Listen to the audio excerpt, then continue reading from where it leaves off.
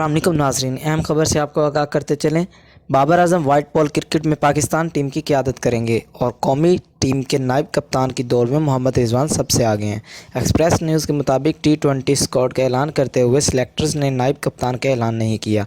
इस हवाले से मुशावरत जारी रहने का बताया गया। इसके साथ वहाब रियाज ने भी ये अंदिया दिया कि न्यूजीलैंड से सीरीज़ में काम का बोझ देखते हुए कप्तान को भी किसी मैच में आराम दिया जा सकता है। ज़राए ने बताया कि मोहम्मद रिजवान नायब कप्तान की पोस्ट संभालने के लिए फ़ेवरेट हैं।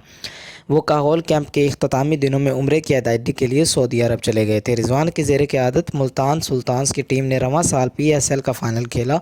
बोर्ड में एक राय शादाब खान को जिम्मेदारी सौंपने की भी पाई जाती है। वो माजी में नायब कप्तान रह चुके बाबर आजम की अदम मौजूदगी में क़यादत भी संभाली थी। शादाब ने रवां बरस इस्लामाबाद यूनाइटेड को सुपर लीग चैंपियन बनवाया। इस हवाले से फ़ैसला ईद के बाद कर लिया जाएगा।